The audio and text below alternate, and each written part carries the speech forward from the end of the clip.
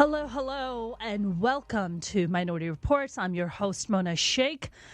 I have this guest today that I have been worshiping ever since, even before I ever did stand-up comedy, and it is almost surreal to be so honored to have her as my guest today. She was just named by Rolling Stone one of the top 50 stand-up comedians of all times.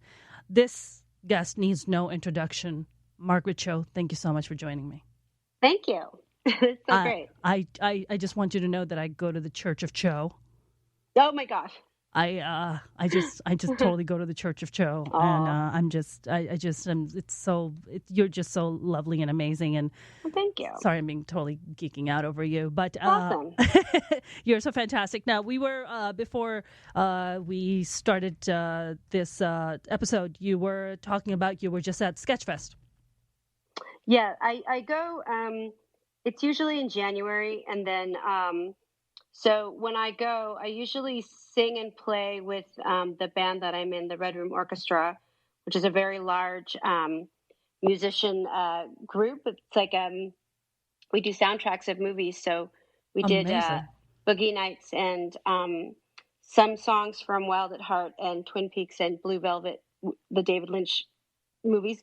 So it's a big project, but it's a lot of fun. And so then I did that, and then I did a live podcast too. Wow. So now you've been singing for a while. Like I've heard you singing. I think one of your most famous songs I heard was about was it Fat Pussy? I think that was one of the ones which I just love. And it also made me want to go. I actually went home and checked mine if I had a fat pussy. Turns out I don't. I don't have a fat pussy. It depends. It's always, it's one of those things that I guess it's also kind of a matter of perspective. It's not necessarily that it's fat or that it's fatter than the rest of your body. It's more like, is it something that I always thought like there's something wrong with my anatomy because it's very large, but it just means that I'm hung. That's the female version of being hung? Yeah, I think so.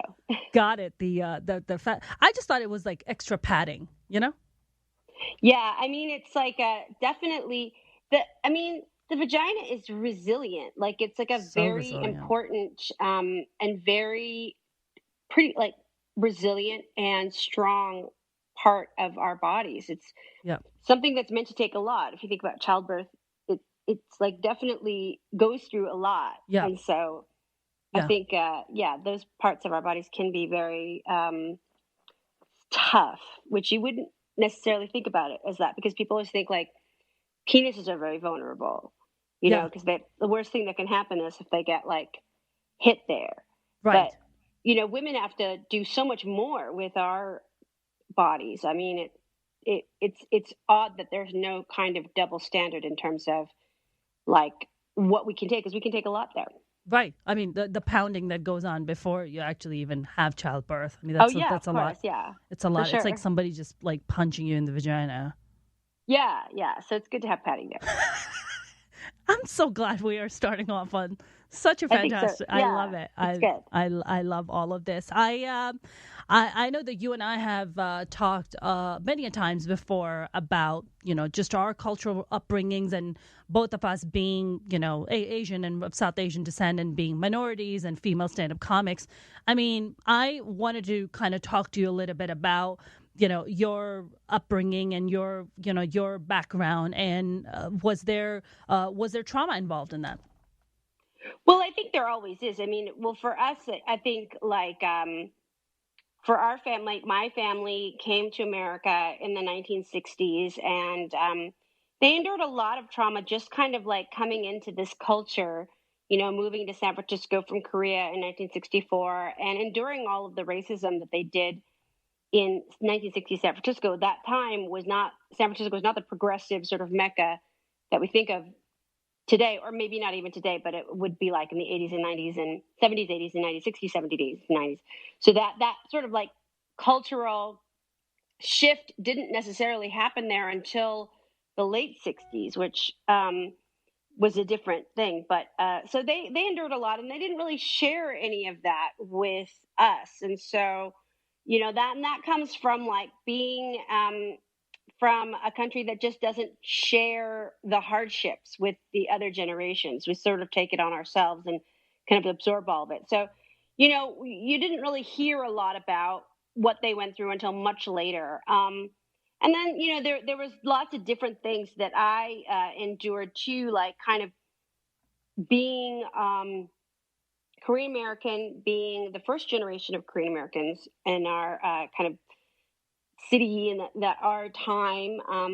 And so there was a lot of different things. But, I think like now, like I look back, probably the most harmful thing was something that I didn't even understand then, which was invisibility, because we never saw ourselves in any capacity in the media. So there was this sort of feeling like we wouldn't necessarily exist unless we were doing something on a level that can be seen. Like when you're invisible like that, though, you don't feel like you're being observed or seen. And so there's a sense of feeling invisible and feeling very powerless over that. Yeah, absolutely. I mean, for you, like your first generation, I'm an immigrant. I moved when I was 15. So there was this whole thing about coming here and then like you have to still be Pakistani and you have to hold on to culture. And for me, it's also the religion aspect. Oh, you're Muslim, so you have to you be a good Muslim girl. You can't do this. You can't do that. My family was trying to marry me off when I was 17 years old to a 40-year-old doctor in Boston, who was a Pakistani guy, and my mom sat me down one day and was just like making me kind of swear on the Quran, and I was like, "What's up? Why am I swearing on the Quran today after high school?" And she was like, "Well, she's like, you have to promise me that you are going to, do something I am asking you." And I'm like, "Which is?" She's like, "I want you to marry this guy. He's going to pay for your college." So I'm like, "So you want me to whore myself out to, you just want me to put out so I can get my college tuition paid? Like, how the fuck does that work?" I mean, what did you have, like your first generation? So you must have had a lot of cultural pressure, I would think, from your family to hold on to culture, hold on to language, hold on, and, just like, maintain that, kind of carry that baton on. Did you not grow up with that pressure? Yeah, for sure. But there was a kind of an odd thing because my generation, we were really, they counted on us to be really Americanized. And part of that was not having an accent of any kind. And so we would. Your parents not wanting you to have an accent, is that what you're No, saying? so they didn't want us to have an accent at all. So that we would, but they would speak to us in Korean, and we'd have to answer in English. And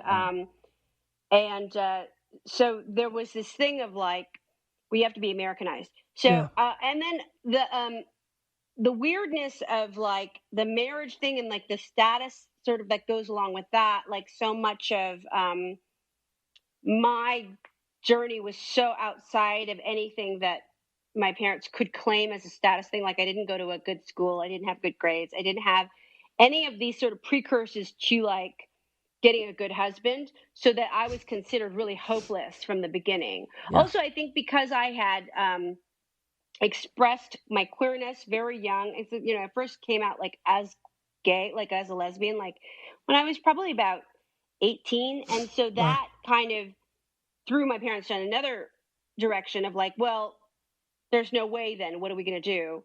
And then later when I was like, I'm bisexual, then it was just really confusing. Then they were really like, we don't know what to do. So I wasn't pressured to marry, although when I did finally get married, they acted like that was the best thing that's ever happened to me. Like I've achieved a lot of things in my life, but the most proud my family has ever been is when I was married. And that was not an achievement for anybody to be proud of. It didn't make sense to me that was what they put so much value on, as they didn't put value on any real other accomplishment, which were pretty big comparatively. But so I really did feel it later when I did sort of conform. Whenever I conformed, then it was really special. Then my parents would be really excited. But I spent so much of my time not conforming that I was mostly frustrating kind of a person to deal with and put into any context that they understood. Right. Because, I mean, from Asian culture, South Asian culture, so similar in the sense that for a woman especially, your validation is in the fact that you get married. Your validation is in you having children. And any other huge achievements like such as yours, which is, being named Rolling Stone's top 50 stand-up comics of all time. To them, it's just like, oh, that's nice. But do you have kids? Do you have a husband? Yeah, that's much more important, and that's much more something to be celebrated, which to me is an odd thing that they don't really acknowledge anything that I've done professionally. I think, but that's just the culture. We don't know what to do with the women's accomplishments. That's right. We don't know what to do with it. But yeah. the man getting married is not nearly as much of a pressure on a guy getting married as it is on females like you and I. No, but at the same time, it's something that they will start to stress out about after a certain age. Sure. There's and that's kind of newer. That's kind of a different thing. But it's certainly not as much of a status thing as your daughter marrying somebody important. That's kind of like the best that a woman can do in a family is marry somebody that raises the status of the entire family, which to me is like so crazy. Cher a long time ago was being interviewed, and she was being asked by an interviewer. She was talking about her mom. Her mom was like, honey, you need to just settle down and marry a rich man. And Cher said, I am a rich man. Yeah. And that's true. It's so true. It's so true. And it's like, that's what I always think, like, why do I have to be married up to somebody when I can create that status within myself? That's right. And so I don't know. I mean, my plan for my life now, I'm single, and I really hope that I can remain single for the rest of my life, since so much of my life has been kind of internalizing that need for being partnered. And I do think that it's really deteriorated my individuality to some degree. So I'm really hoping that I can spend the rest of my time on Earth single. That's my hope, but we'll see. That is that. Now you got me thinking about me remaining single. I got married young. I had severe daddy issues growing up. I think I've touched upon growing up in a very abusive family with my dad beating the crap out of me at a very young age. My 4 older brothers would take turns beating the crap out of me, and I would have to call the cops on them. So it was I've never really had a good male role model in my life, so I don't really know what a good man looks like. And it's been like 14 years of therapy and trying to figure out what a good man looks like. And, every time I go out and I've been single for a while. I was married at 18. I met a man who was 65 years old, and by the time he was 69, I was 22. So a lot of people are like, wow, Mona, you had daddy issues. That I said, no, I have granddaddy issues. And for me, it's just like now I look at my life, and as I get older, and I'm just like, do I really need to settle down? Like, I think it's so much of it is cultural conditioning, don't you think? Yeah, and it's kind of like an old world behavior, but it's also really and reinforced by American culture too, because there's this idea in like love and romance here is that we're somehow not complete unless we're partnered, which I don't think is the right way to go about life. I mean, I don't know. Like every time I've been in a serious relationship, it's really just been a disaster. And I think I do far better on my own, but I am vulnerable to both my conditioning growing up as my family intended me to be, and I'm emotionally stunted by rom-coms. And, the kind of entertainment that I enjoy, oddly, there's always romance in it. I don't know why I sort of veer towards that kind of entertainment, but it may be because it's marketed to women. I don't really know. Yeah. But it's something that I realize, I'm just really been duped by all of this stuff I'm consuming. I blame Nora Ephron, who's somebody that I was lucky enough to know and admire, and also read voraciously and consume all of her work in many different capacities. And I think she really shaped me to believe that a man will solve everything. And it's not the case. And man or woman, it's not going to solve it. That's right. 100%. I mean, so this whole thing about like being single, do you feel like you said, like you feel like you do better on your own than you do being in a relationship? And, recently I was kind of coming to terms with that to myself, where I'm just like, when I'm alone or when I'm just around friends or just by myself, I have a really good time. I'm like super happy.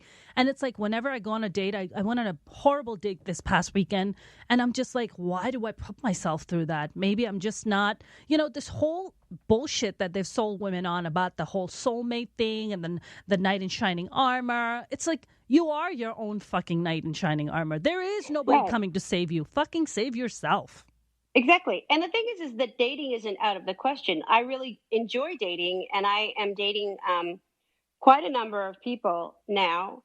And I really love that, because it's like I have these opportunities to share my life with special people who understand that, who are on their own journey. Yeah. So it's not about not dating. I mean, that's a constant. I always have dates, and I really like that, because it's like, it's not about a sexless existence. It's about a variant, like, of you're sexual, but you don't have to be a unit with somebody. You can actually be your own counsel and your own partner. And the sex comes in and leaves in a way that's like very manageable, because it's you're not being kind of consumed by the other person.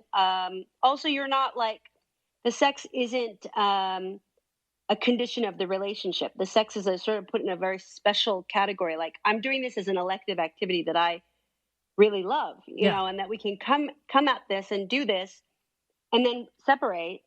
And that's the best. I hate sleeping in a bed with other people. It's the worst. I snore, they snore. I'm a light sleeper. I can't handle it.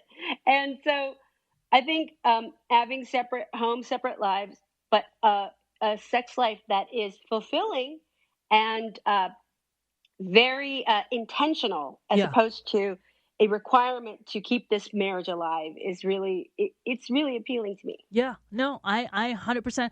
And that's so funny you said that, because when I wake up in the morning by myself, I was like, this is nice. Like, I don't have to worry about somebody like farting next to me or snoring or none of that. Like, it's just me. And, and that's great. Yeah, I do. I feel like the longer I stay single is the more I enjoy it. And it is a scary thing for me. Mm-hmm.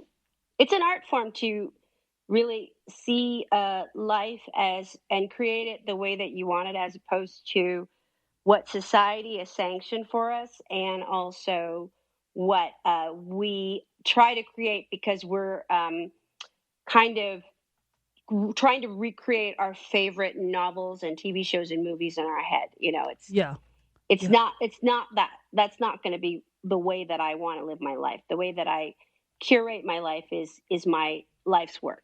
Yeah, absolutely. And by the way, I recently got some amazing quotes from you for the Forbes article that just came out recently, and it was your contribution was so fantastic, and thank you for doing that. I did want to touch upon like this whole, everything. The Women's March just happened this past weekend, and this whole thing about Time's Up and the Me Too movement, and you and I were talking about sexual harassment and gender bias experienced by female stand-up comics in the stand-up comedy world, which is still pretty prevalent. It's still very prevalent. And I was telling you about my experience recently in San Francisco. I was at a film festival, and this South Asian male comedian walked up to me and was, and called me a whore to my face, and then walked away, which is fucking super crazy to me. No one has ever. So crazy. Honestly, that's so crazy. My thing with that is that, I know that we're going after white guys a lot, straight white men. We're really going after them. But there's also a group of, minority men who are hiding behind race, doing awful things, getting away with misogyny, getting away with sexual harassment, getting away with predatory behavior. And I feel like race is not going to be their savior. You know what I'm saying? Like those people need to be called out. I mean, what are your kind of thoughts about, female comics who experience that they fear that if they come out, their career is going to be stunted. They're going to be, blocked out, basically blocked out of getting booked in rooms, or there's going to be rumors and they don't want to rock the boat. They don't want to be controversial. Like, what are your kind of feelings and thoughts about that? I mean, I think those fears are like they exist because the culture supports it. Comedy in its worst form can be a very intimidating boys' club with a lot of gatekeeping, with a lot of exclusionary tactics that can really be very frightening if you're like trying to come up against it. But the fact is that, it's changing, and comedy is now such a very large industry, and that it's very diverse. And, these guys are not able to get away with what they used to be able to for years and years. And so it's really, I think it's getting better. I think the more that we stand up for ourselves, the better it will be for us and for future generations. I mean, ultimately, there's still not enough women in comedy that we are very subtly allowing that to happen. That we don't. There's not enough women, and that's because the women are not supported by the way that the men are. The men are supported by their community, and they're they nurture each other, and they really father each other in this industry. Whereas the women, there's so few of us, and we're so far apart, and so that there's not that sort of receiving of kind of good counsel from other women comics. There's not this sense of community because there's just not enough of us. So there needs to be more. Yeah. Do you feel like there's not, I feel like, I book so many comics, that I produce shows and stuff, and I book so many female comics. I come across so many more female comics. Do you feel like there are not enough female comics in more prominent shows and more prominent places? Is that what you mean? Like female stand-up comics? And also compared to the numbers of men in comedy. Sure. So that's we just have to increase our numbers and increase the more of us in places of power to book other female comics, to support other female comics. It's just a different thing. Like, it's just a very weird thing because the men, I watch the men and how they really are there for each other in comedy, how they're there for comfort and for counsel and for so many things, and we just don't have the numbers to support that. Yep, I 100% agree. I mean, what do you think about when female comics get all scared and they're like, you know what, I want to talk about this comedian who was very predatorial with me, but I don't want to expose their name. What do you think about? Do you think these people's names should be exposed without kind of, you just kind of go through your fear anyways and you just put their names out there because you're enabling them, aren't you? Don't you feel like you're enabling them when you hide their name and you protect their identities? Yeah, I think so. I mean, I think it's really, but it's something that it's we're always afraid to come out against what is sort of the established patriarchy, because the silence has been kept by women in comedy for generations, so they were the first ones to actually break that. Right. And that's really hard. It's always very, very tough to venture out and sort of see what's going to happen. But, we saw great results, which is now become Time's Up and Me Too and all of that, and it can't be a phase. It can't be just this era that is done. It's got to be a permanent shift, and I think it is a permanent shift. Yeah, I 100% agree. I feel like there are still so many female comics who tell me. I have a really dear friend who told me this weekend, I mean, I could not believe it, that a very prominent person at the Comedy Store was, decided to take them on tour with them. And there was another junior comic that was there.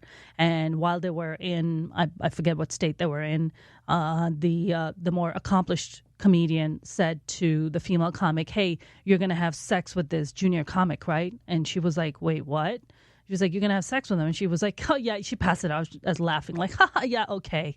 And then later on, it was a late night. It was ice outside. It was snowing. So this junior comic offered to walk her to her room, and they've been friends, by the way, for a long time, and they've never had any awkward relationship like this. So he's like, "Hey, can I come to your room, hang out for a bit?" And she was like, "Yeah, come on in."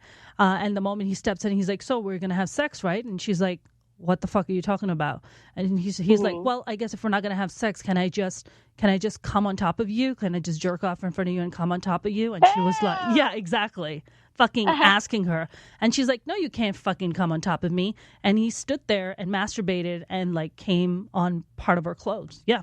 And so here's this situation where this person is just like, I can't go and talk about this person because this is, they might block me out. They might talk to their other dude, comedian friends and then block. Like, how do you talk about an asshole like that? Like, this man is a piece of shit. I mean, that's disgusting. Yeah. Like, it's just like keep your jizz to yourself, man. I don't want to fucking see your it's so jizz. Awful. You want to nuts? Yeah, it's gross. Yeah, it's disgusting. I mean, I think it's just like, I don't know. It's so horrible, but I can see like why people would be afraid. It's just a very scary proposition. Like, it's a horrible thing. And it's so what a nightmare. Awful. How gross. I mean, I just feel like there are so many more stories like that, and so many female comics are just like so scared to come out and talk about it. They're like, well, if I just keep quiet and if I just put up with it, then it'll just go away and I can just go about my life. And it's like, that is straight up like sexual assault to me. Yeah, it is. I mean, it's like also it's coercive control. It's a kind of assault that works on a lot of different levels. It's not just physical, it's very mental. And then it kind of goes into like the way that you're looking at comedy. And you might think like all comedies like that or all comedians are like that. They're not. This is like a really horrible situation. But it's definitely a lot of different forms of abuse happening at the same time. Yeah. I mean, if you want to nut somewhere, just nut in your room, man. I don't want to. It's so gross. It's so disgusting. It's like, man, come on, Take your baby batter elsewhere. I don't need to see this. I don't know. I just I wanted to ask you about what we earlier kind of touched upon trauma a little bit. What do you feel there's any like kind of this particular point? There was any particular point in your life and in your childhood where it was kind of this turning point for you, where you were just like, you know what? Fuck this whole traditional thing about me going to school and getting good grades and all that. And I just want to, just live my life the way I want to. Do you feel like there was like this kind of turning point in your life somewhere in your childhood? I don't know if there was so much of a turning point. It was just that I was just very deeply dissatisfied with my choices. Like, kind of laid out as I, kind of grew into like being like a preteen even. The thought of like, growing up to be somebody like my mom was unappealing or like my aunts was unappealing. Mm-hmm. Didn't want to go to school like forever and ever and ever. The lives that I saw the women in my family leading were just deeply dissatisfying to me. Like, it was just nothing about that seemed like it would be good, because so much of their lives were lived through their husbands. So much of their lives were lived through higher education, where that was all that was there to do. And I think the meaning behind that was so that you could be in proximity to high status men that you could somehow marry. None of that was the right thing. Like, I just didn't want to be any of those things. And I was doing like theater classes in school, and I was really into that. And there was a big comedy scene in San Francisco, so I was able to watch it on like the local TV. And I just knew that was what I wanted to do. And what age was that approximately for you? Probably I made the real decision probably around 8 or 9 to be a comedian, but I didn't start till I was about 14. Wow, 14. So you're sneaking into clubs? Yeah. And then also my teacher at school was signing me up for open mics at this comedy club called The Other Cafe, which was actually a very famous club in San Francisco that had people like Paula Poundstone performing there every weekend. So I was doing open mics there, and then that gave me the ability underage to go see Paula Poundstone several times over quite a few years, throughout my teen years. Yeah. And I was really influenced by her, but mostly her kind of like rejection of the gender norm, and kind of like also even a rejection of sexuality in any form, or gender really in any form. I really think that she was probably one of those sort of original people who were non-binary. Yeah. Yeah. And actually like living it, even though, she's never said that, but it's Yeah. kind of like her example led me to believe that you could have an ungendered or non-binary existence when it came to career. And that was really important. It was really important modeling for me to see somebody doing that. And, from there, I ended up going on the road with people like Brett Butler, and then doing TV early on with Rosie O'Donnell. And so I was really helped forward by a lot of women in comedy. Yeah. I mean, besides Paula Poundstone, like who else were your kind of heroes, in the comedy world growing up? I think Joan Rivers, only like Joan Rivers for a while when I was really young, because she was the first person that I saw on TV. Yeah. Female, especially. Huge. Yeah, and a woman, and who you could tell that she was wealthy, powerful, Yeah.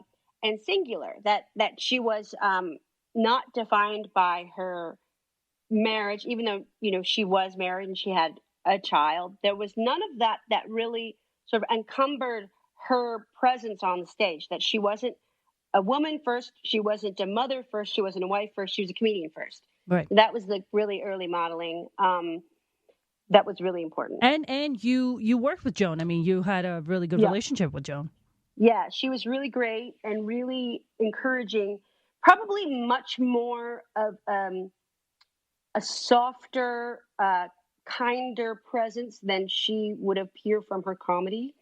Because in her comedy, she's quite sharp and acerbic and can be very mean. But she was never like that in her life.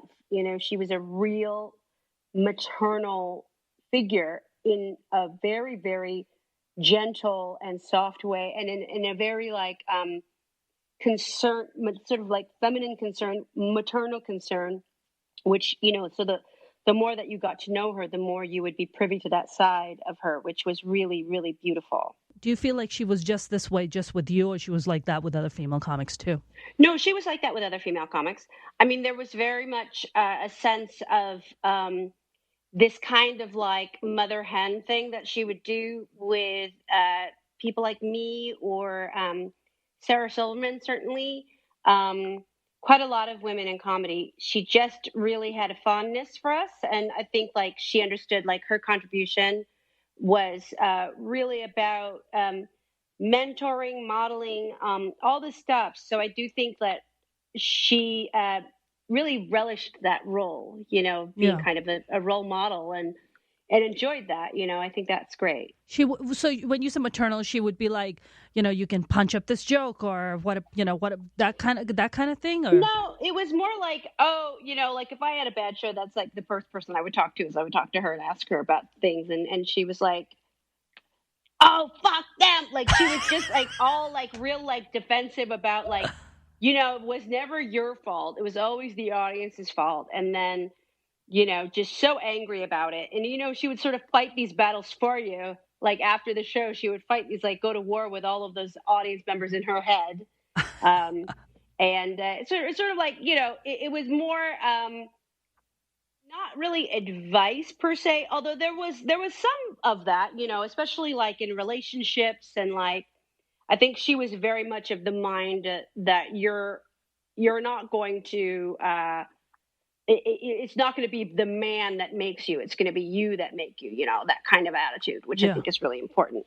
So, I mean, there was a lot that she was giving you that was maternal, that was not, I guess, as obvious or as like much about like, she wouldn't get involved in like the way that you did your comedy or your work. It was more just, she just wanted to bolster your ego and boost you up. I love that. I mean, yeah. Honestly, Margaret, like besides you, I don't really have like a like a female role, like a person that I can kind of look up to or talk to. And I think you and I have touched upon certain things, and I've asked your advice on certain things. But I feel like now, like maybe other female comics have that. I haven't experienced that, besides, being so fortunate to have you in my life. I haven't really had that kind of luxury to be able to do that. I mean, do you feel like maybe it's because of that you see more male comics thriving and making to the top 10 highest paid comedians in the world are all males and making it to Forbes versus female comics? Like, do you think that has anything to do with that? Yeah, totally. Because it's like we don't have enough of us to have like that structure of like mentoring and community that the men have, and it's almost as if we're just lacking in numbers, and that's the real. It's not. It's that's where it's the disparity. The gender disparity really hurts us, is the numbers. But Yeah. I think, that we need to create these dynasties where we have, this people that came before us, like Joan, and then we carry it on through these generations. Right. Absolutely. I mean, I just, do you like, we're talking about this. I mean, do you feel like pain drives you? Like pain still continues to drive you to do bigger things and, keep going on? What kind of a role do you think pain plays in your life? I think that it was like very important before, and that it's more that I'm motivated to create more of a peaceful life, and also get some work satisfaction out of things that I make. So, pain is definitely motivating, I think, in creating art, and it's a way to sort of soothe whatever. I mean, humor ultimately is a coping mechanism. So the Yep. reason that we're funny about anything is because something hurt somewhere. Yeah. So I think it's important to use. Yeah, absolutely. What projects are you working on? I'm looking at your awesome IMDb Pro page here. You got Lots of different things. I mean, I'm mostly right now just like doing stand up, traveling a lot, doing a lot of different kinds of stuff with that. I've done some acting. I spent most of December doing a movie with Eliza Schlesinger, who's love it. a female comedian who's Yep. we had a really great time doing her movie, and she wrote it and produced it and stars in it, and so we did spend a lot of time doing that. And then now I am trying to do more acting stuff. I think that it's definitely opened up, I think opportunities for us, just as Yeah. other have opened up in entertainment. Yeah. And so, it's really trying to figure out what that next thing is going to be. Yeah, absolutely. I mean, Eliza's been on Minority Reports, which has been lovely. And, I love seeing attractive, in addition to other kind of female stand-up comics, because this whole thing about like, you can either be pretty or funny, you can't be both. And it just drives me fucking nuts when especially guys or male Right. comics talk like that. It just, Well, it's also like this, it speaks to a deep misogyny Yeah. and distrust and hatred of women. Yep. When we sort of look at, even you can feel it when in a beautiful, sort of traditionally beautiful woman takes the stage, there's an unease. Yes. And a kind of barrier that they have to get through. They have to get through all of this societal expectation about women's roles and our own deeply ingrained misogyny. It's very tough. Like, I think that women who are really beautiful have it tough Yeah. in this business. And it's really something that, to their credit, when they can rise above that and not give up due to just frustration, because it's a kind of subtlety, like, being a beautiful woman opens so many doors in your world, Yeah. except comedy's door. It's locked shut tight really hard. That's right. And it's really hard to open that. And it's a very, it speaks to our own society's deep hatred of women and women's beauty and female power. Yeah, absolutely. I feel like, and the misogyny is not even just within men. Women also have this deep rooted, internalized misogyny also Oh yeah, yeah, that they yeah, project on other women. yeah.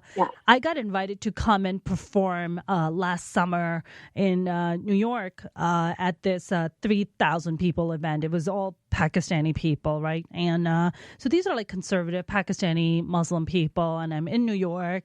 And the moment I get on stage and the moment they see this woman, like the men were all about cheering me on, which was, it just blew my mind. I was like, wait, what's going on? Because they were loving me. I was doing stage time. Literally, it was this huge stage. I got off the stage and I got into the people because I wanted to feel connected to them because I felt so disconnected to them.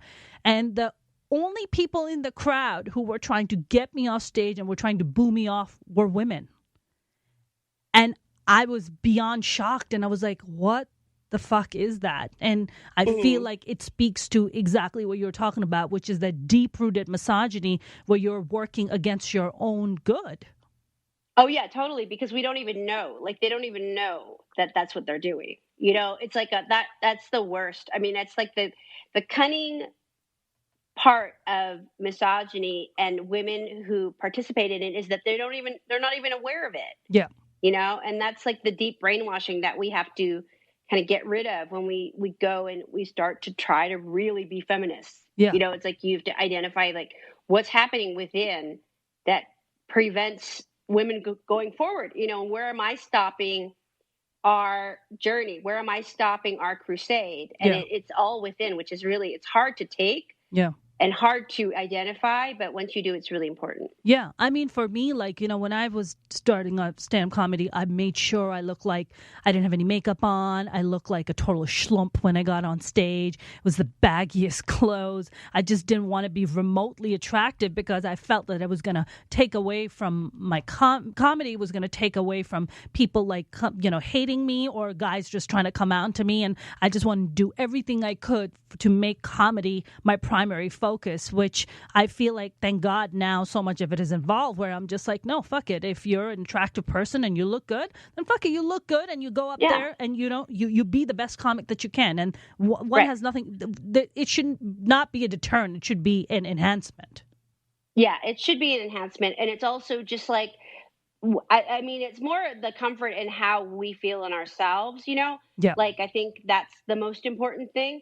I think that now, as in my 50s, it's easier for me to kind of embrace that side just because, also in the 90s, it was like very, like, kind of looked down upon to be feminine. There was a kind of thing of like, you had to sort of like find your own definition of femininity, whether you were sort of going to follow that Kate Moss track or the Jenny Shimizu track or the Courtney Love track. And so it was a kind of rejection of traditional sort of like ideas about beauty and stuff, but then they were sort of sidelined by eating disorders. So that was another sort of level of things you had to deal with. I mean, there was so many weird things about actually like being okay with being a woman and in comedy was just very, very tough. And so I think that now in my 50s, it's like I can finally just sort of embrace it and relax.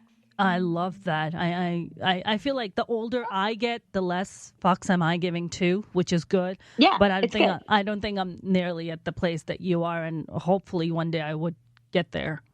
Yeah, it's good. It's a good place to be in. I mean, after sort of being sort of fraught by so many things, and now things are a lot easier. Yeah, I 100% agree.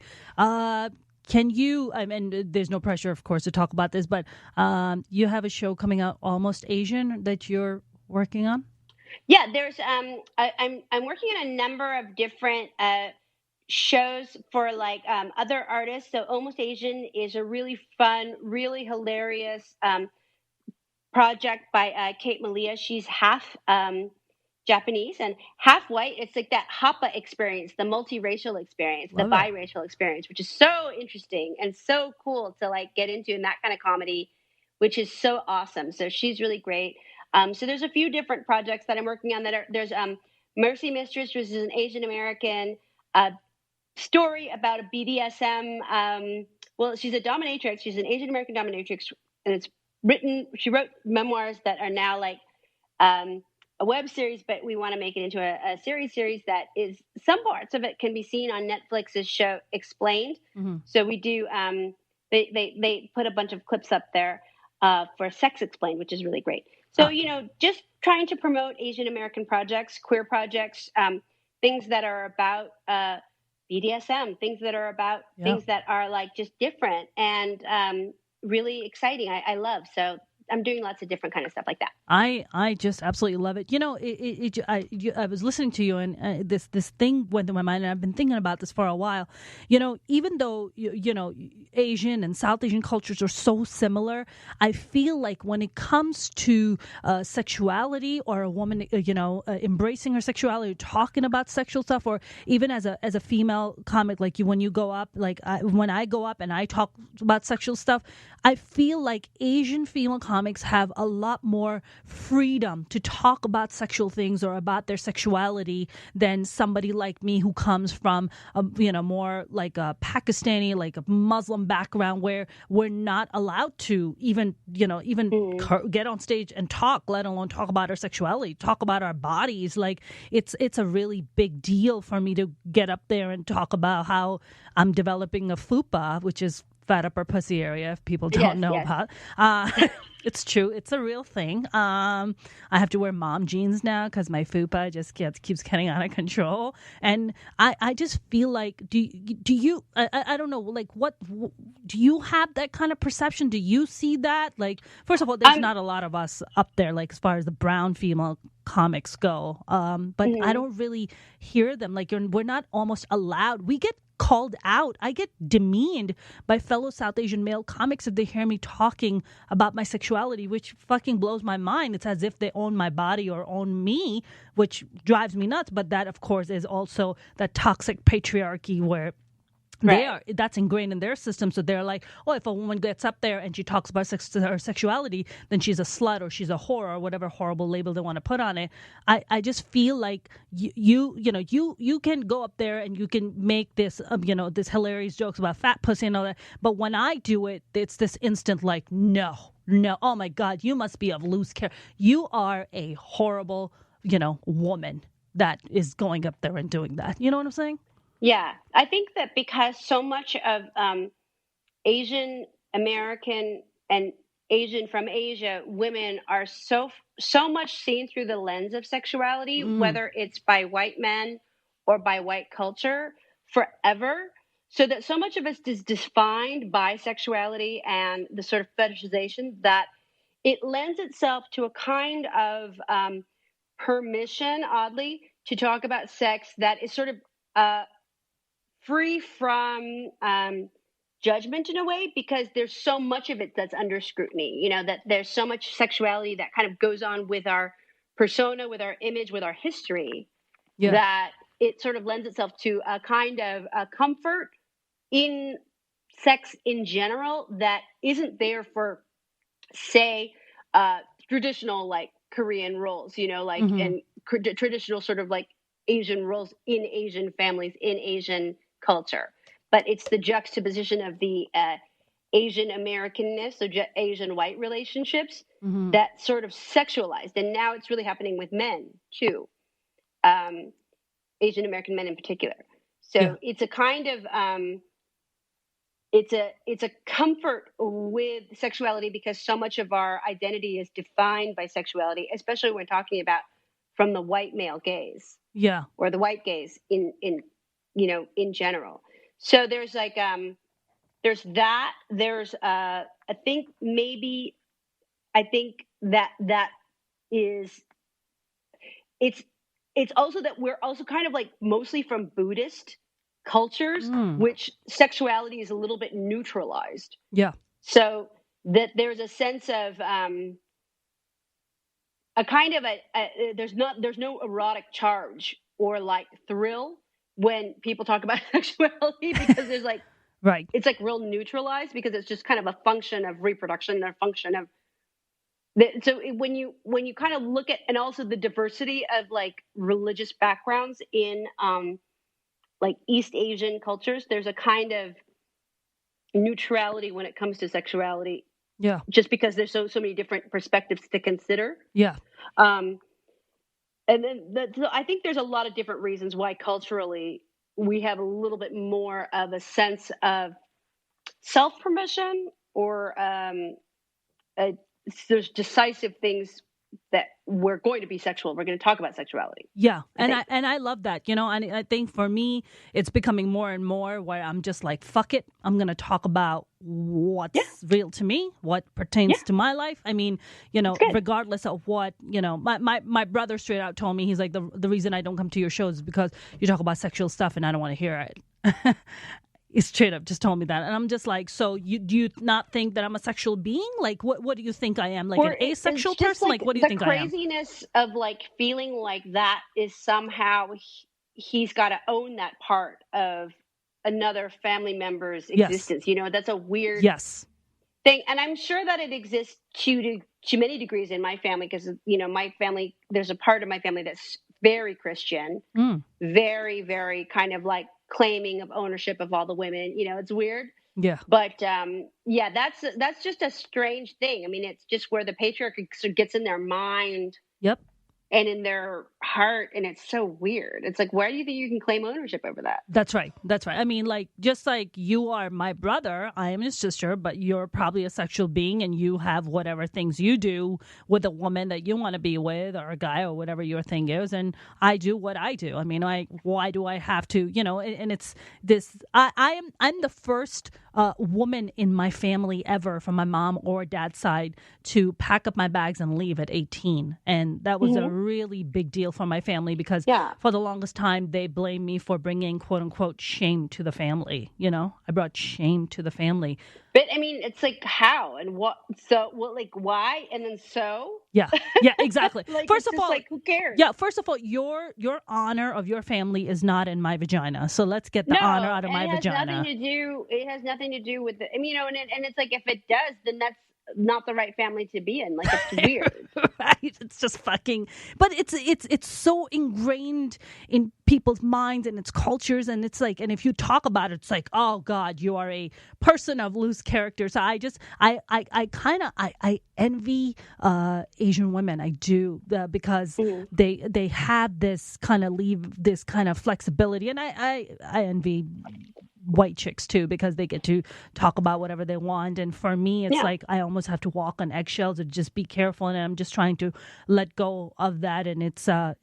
It's hard because it's so deep rooted in your reptilian brain, Right. It's so deep rooted. Margaret, what a fantastic conversation we had. Yeah. Thanks to you. This was just lovely. And you learned the light on so we can see more of your gorgeous face. Thank you. This was just wonderful. You're on Twitter and Instagram, just under Margaret Cho. It's on Twitter. It's at Margaret Cho. On Insta, it's Margaret_Cho. Oh, well, awesome! So, awesome. And that's where I am. Do you have any live shows coming up in LA? I will be back at Largo, I think, on February 20th, so next month. Awesome. I usually do a monthly there of my residency there. And then, but I'm always around all over the place. Margaret, thank you so very much for joining me. I just love and adore you. Thank you for being you. Love you. Thank you. I love you. Thank you so much. Love you. Thank you. Thank you. Bye. Bye. That was such an incredible episode with the lovely and amazing Margaret Cho. Thank you so much for tuning in. I will see you guys soon.